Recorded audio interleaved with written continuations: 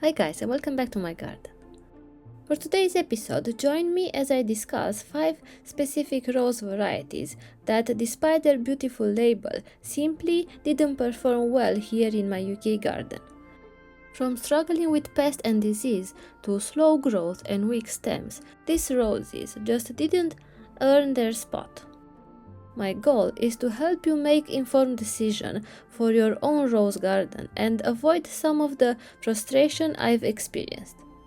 Usually I like to show you my roses when they look their best, but today I'm gonna name and shame a few of them.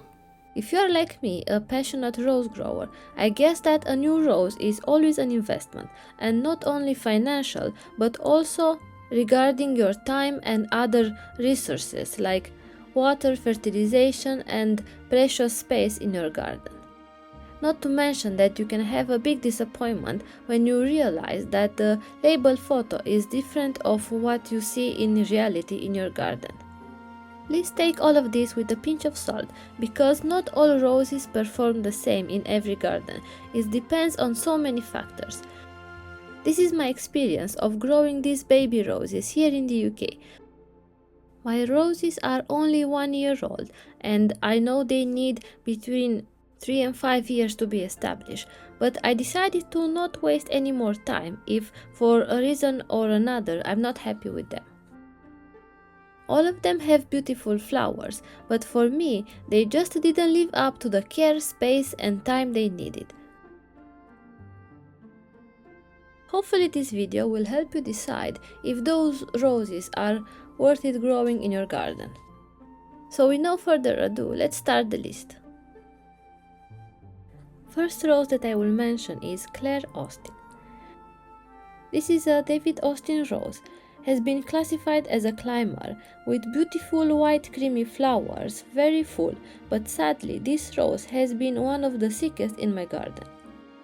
It gets attacked by every bug you can think of, and the flowers shatter so quickly I barely get to enjoy them. As much as I love the idea of it, in reality it's just been a constant struggle.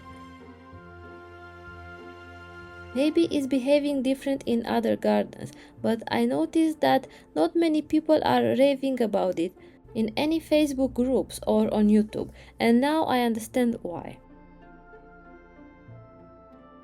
I guess that I always can offer extra care for this one if I really want to grow it, but there are so many varieties that I rather choose one that is more disease resistant and with longer lasting flowers.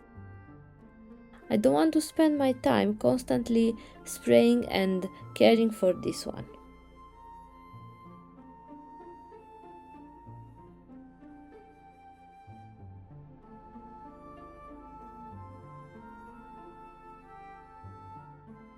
The next rose on my list is Ginger Sylabub from Harkness. Again, I never seen any reviews about this rose, but I decided to give it a go based on the photos from grower website, and I agree that the flowers are exceptionally beautiful. This is a climber with yellow flowers that fades towards the edge. They are very beautiful, but this rose is just too slow growing for me.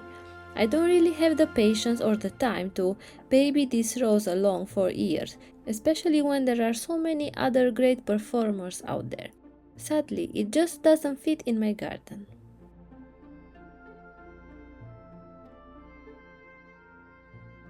Number 3 is Rose Passion Forever by Martin Vissers.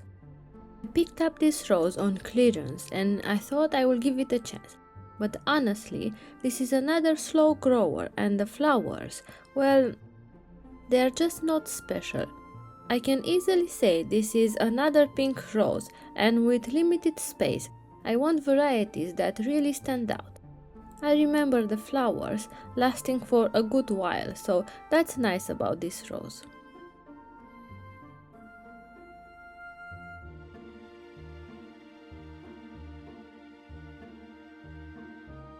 Number 4, it's Rose Great Expectation by Samuel Dara. I also got this rose as a clearance, and sadly it never really recovered. For a whole year it had just one cane. It did manage 1 or 2 flowers this season, and they are very beautiful, but for me that's not enough.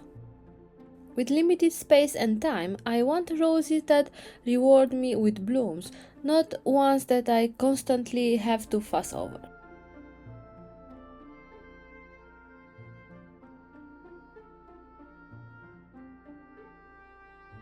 Before I show you the last rose on my list, please take a moment and give this video a like and consider subscribing if you enjoy this content.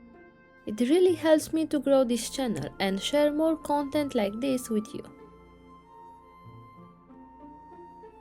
The last rose on today's list is My Darling or Peach Vaza by Finogino Roses.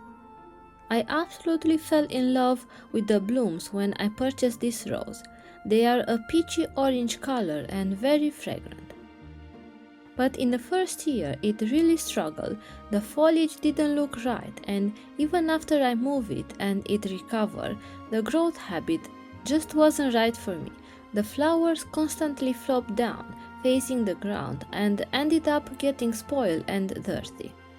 Maybe with support, and in time getting more established, it would improve, but personally I want roses with strong stems that can stand proudly on their own, so I had to let this one go.